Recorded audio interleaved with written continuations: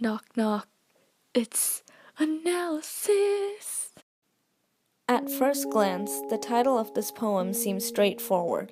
It seems to be about young children picking berries.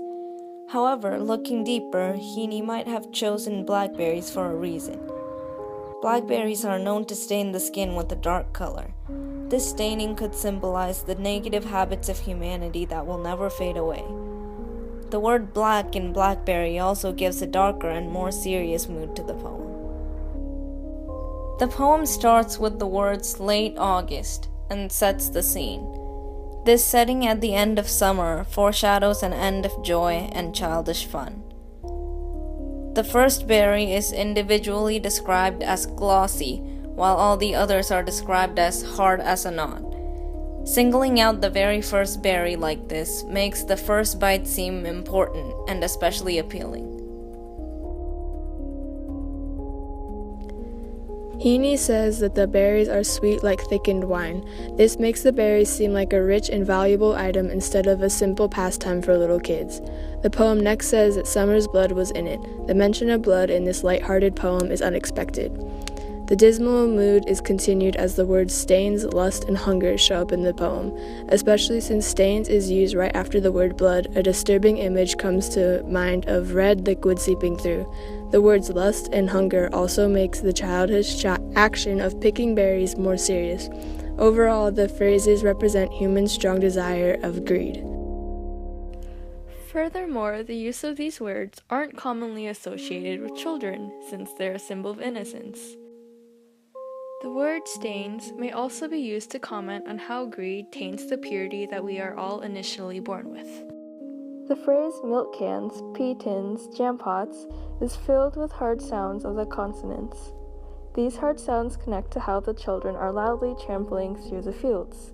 This is also seen as the kids checked and picked with the consonants of the k sound. The constant use of commas and the word and give continuity and show that the kids are eager and keep picking the berries without stopping. This also may be commenting on how greed causes one to go out of their way to fulfill that desire, no matter the cost. However, the opposite may be said as well. These lines may be trying to convey the idea that we humans hope to retain all which we hold dear in life, against the harsh reality and the pain of change. Henny uses onomatopoeia with the phrase tinkling bottom. It almost sounds like coins clanging at the bottom of a jar. This links the berries to something precious and valuable like coins. An eerie mood comes in again in the last few lines of the first stanza. The description of the dark blobs burning like a blade of eyes makes the berries seem sinister.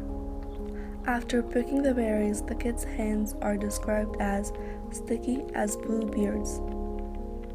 Bluebeard is from a fable about a husband who murdered many of his wives.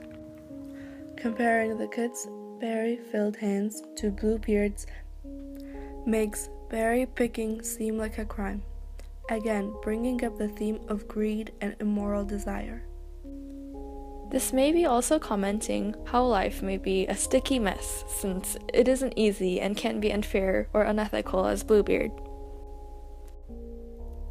The shift in the poem occurs at the second stanza. The shift is shown through the stanza division and the word but at the beginning of the second line. The word hoarded continues to represent humanity's greed and possessiveness.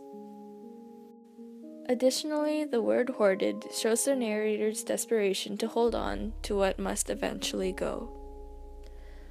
The fungus is described as rat gray, not just gray. This adds a sense of repulsion towards the fungus. Glutting personifies the fungus into an evil villain feeding himself off of the kids' treasures. The next 3 lines compare the difference between the berries in the first stanza and the berries in the second stanza.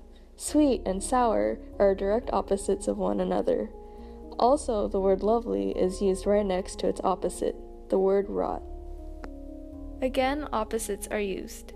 The word fresh may be used to represent what an individual once was, innocent or unaware of the cruel world, but then rots as the mind becomes corrupted by greed and desire.